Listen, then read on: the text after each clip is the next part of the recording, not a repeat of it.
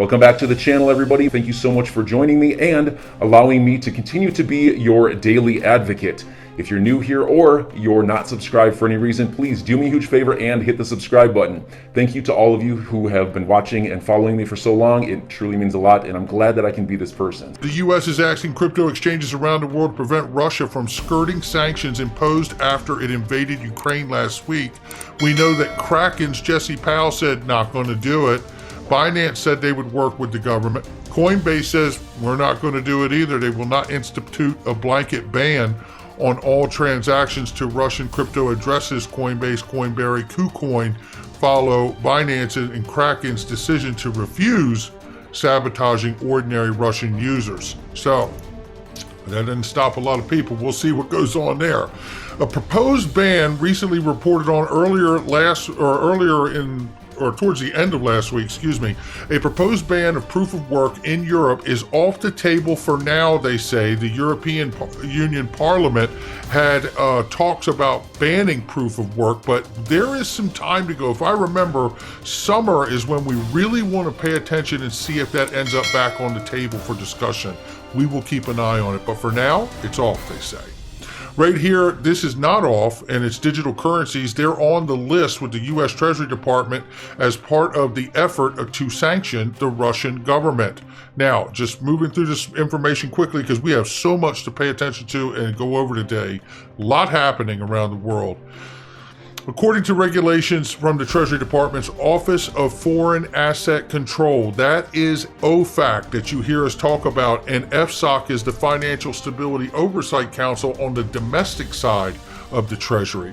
Controls scheduled to go into effect March 1st. U.S. residents may not use digital currencies to benefit Russia's government, including country's central bank, as an attempt to circumvent U.S. sanctions in response to the invasion of Ukraine. The guidelines equated crypto transactions, deceptive structured transactions, dealings, and attempts to evade sanctions. This is all coming from Janet Yellen, the Treasury Secretary. Anyone else see the subliminal programming going on here from Johnny Crypto? The Fed looking into a possible digital U.S. dollar? This must have been on not long ago, but I'll tell you this. We know that there is a lot happening behind the scenes, and I don't think for a second that the United States is naively thinking that this digital stuff is a passing fade. So we will see what's going on. Maybe I'm the one who gets surprised. I don't know, but I'm glass half full at this point. But here is a post that I shared here, and it is President Putin from Russia, and I do use the term loosely. And I said here because he is making a point in this where he is absolutely trying to bring the world into this conflict. For those that believe that this is only about European countries, Putin has made it clear that he is invading Ukraine because of U.S. putting missiles in its backyard neighboring NATO countries. Let's hope this is resolved quickly without any more loss of life. Now, I'm not picking a side here. I'm just telling you what he is about to tell you, and I'm going to play it for you. I want you to hear this and hear what he says. Check it out. В этой связи мы ясно и четко дали понять, что дальнейшее движение НАТО на восток неприемлемо. Ну чего здесь непонятного? Мы что ли ставим ракеты рядом с границами Соединенных Штатов? Нет. Это же Соединенные Штаты своими ракетами пришли к нашему дому. На пороге нашего дома находятся уже. Ну разве это какое-то избыточное требование? Не ставить больше никаких ударных систем у нашего дома. Ну чего здесь необычного? Вот как американцы бы отнеслись, если мы бы взяли там на границе между Канадой и США или на границе Мексики и США поставили бы наши ракеты. Значит, ну вопрос в безопасности. Но сейчас бог с ней с историей. Вопрос. So there's his argument. So if you're reading it and you understand what he's saying here, then what he is actually saying here is that U.S. has been using the NATO alliance countries to put missiles in those countries and putting it basically in their front yard and that's why they're saying that's why we've had to go take Ukraine, right? Because we don't want them joining NATO and then there'll be missiles there too, is basically the argument. What we have to remember here, and the reason I pointed this out is exactly why I responded back to Anders L., who's an amazing influencer, you should follow him. He wants old Russia back, is what Anders L. said. Ukraine is full of natural gas as well. People defending Russia's attacks makes me want to leave this platform, but don't leave, Anders. These countries joined NATO because they fear of Russia, nothing forcing them. Putin recently threatened Sweden and Finland justified. And he's absolutely right. And then what I put here in response, and I think I put a response down here somewhere very quickly to it, if I can find it. 1 second here, because I know that I have it here. Let me see if I can find this very quickly, because what I want people to understand is this.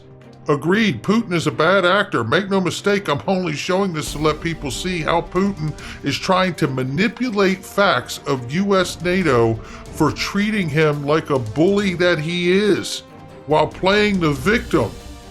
My heart is with Ukraine.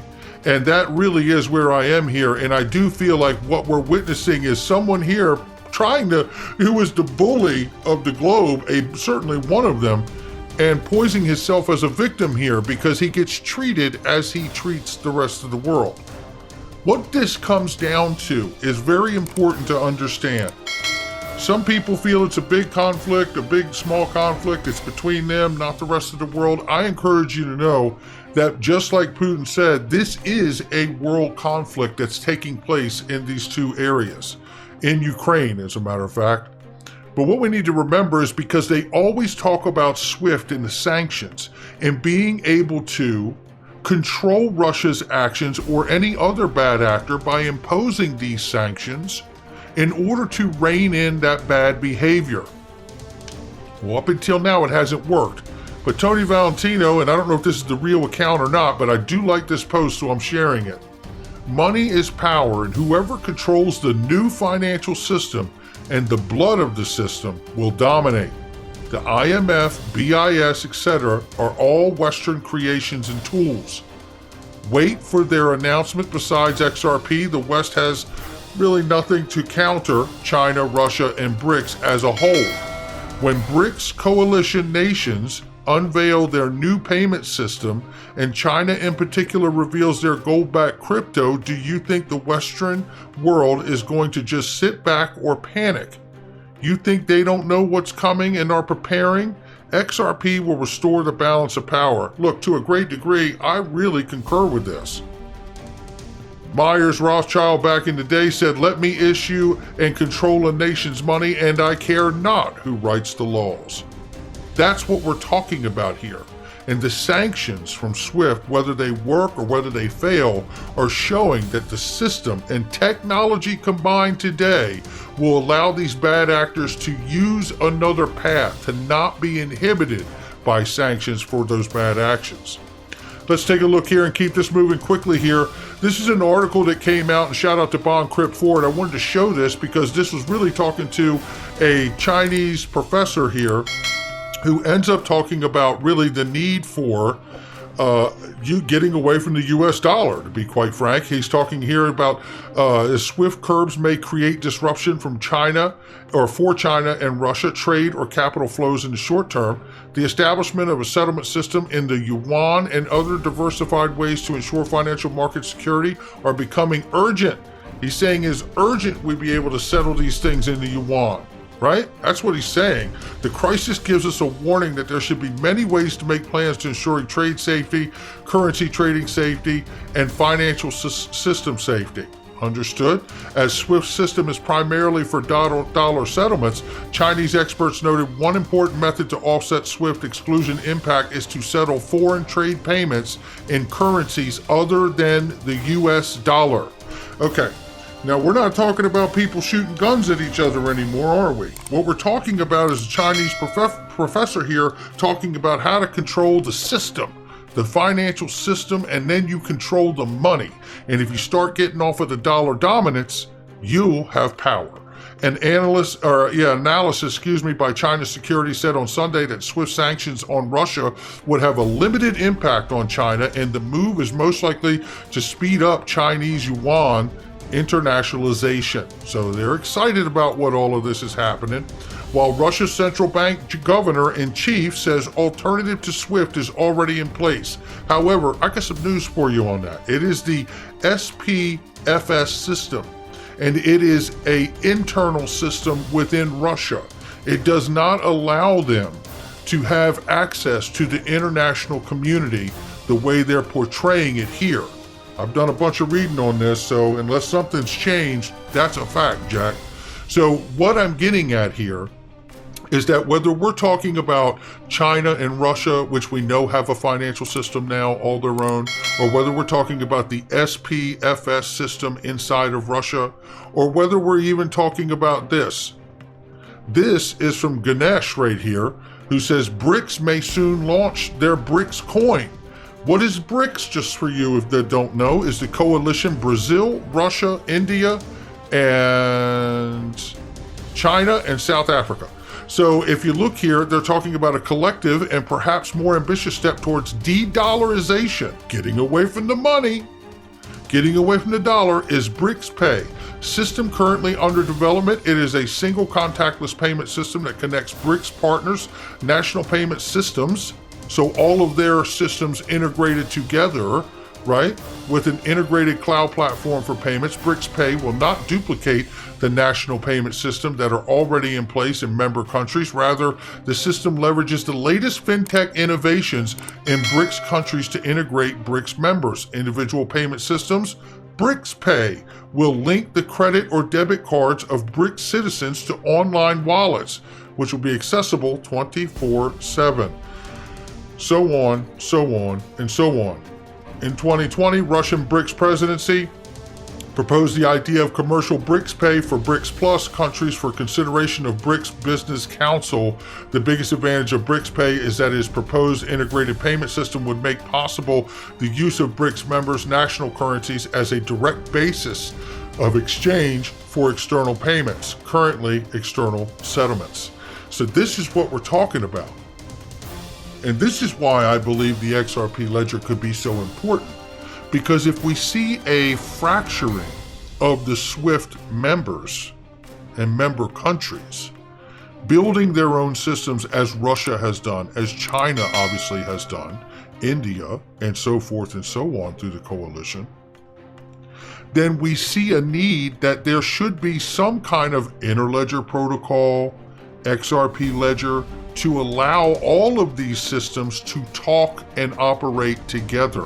Because the more you see these countries and regions and coalitions split off, the more you're going to find a need for some system out here to operate as the XRP ledger does, as a decentralized exchange.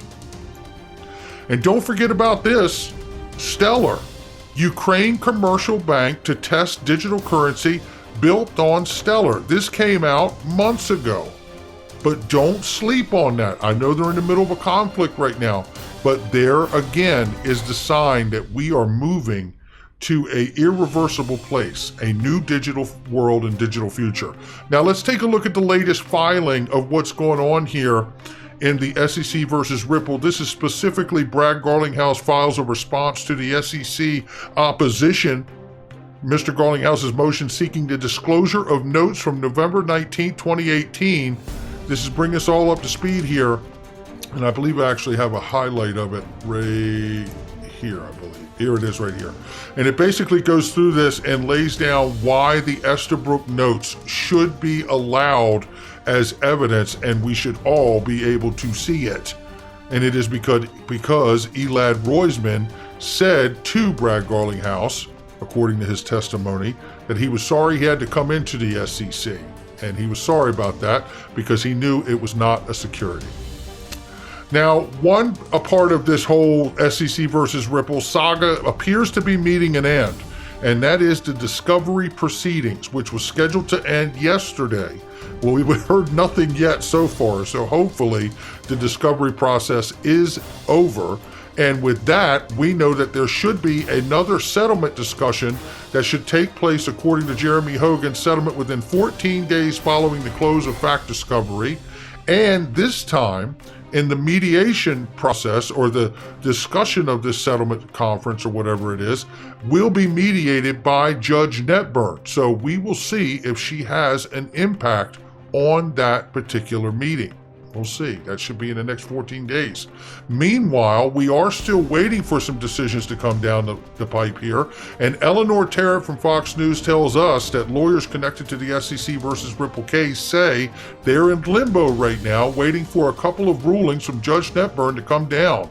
Notably, the motion to reconsider the SEC request reconsideration of the status of the Hinman emails, which we all know really should be revealed, but probably won't be.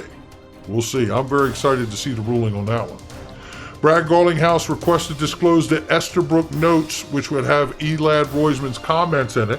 We're waiting to hear that as well. So this is getting interesting, ladies and gentlemen. We will keep you in tune to what's going on here. But don't forget, there's a whole nother angle to this entire situation that really is quickly becoming very difficult to deal with for the SEC. It is Empower Oversight. Let us not forget there's the SEC versus Ripple. Let us not forget that we got John Deaton's class action lawsuit representing 65,000 plus of us. Now we have Empower Oversight with the FOIA request, the Freedom of Information Act. And they're going to be very difficult to deal with because they are not going to go away. And that particular Empower Oversight organization is just about keeping government agencies legitimate and keeping them in check. It's what they do. So I don't know how you get them to go away and quit asking for this information, which really does appear to be damning. Because if just for a second, if we could, let me go back here very quickly to what Jeremy says down here about the Estabrook notes and that situation, which appears to have damning information in it. There's absolutely no indication that Roisman or Estabrook are disputing what was said in the notes. Otherwise, the SEC would gladly produce the notes. So obviously what Jeremy's getting at here is that if the notes are really nothing harmful in it, they would have turned them over long ago. So obviously there must be something in there that they don't want any of us to see. So enjoy your day, everybody. I'm always here for you. Leave any comments or questions below and be sure to subscribe. But thanks, everybody. I really appreciate you. Enjoy your day, and I always have your back. So thanks so much, everybody.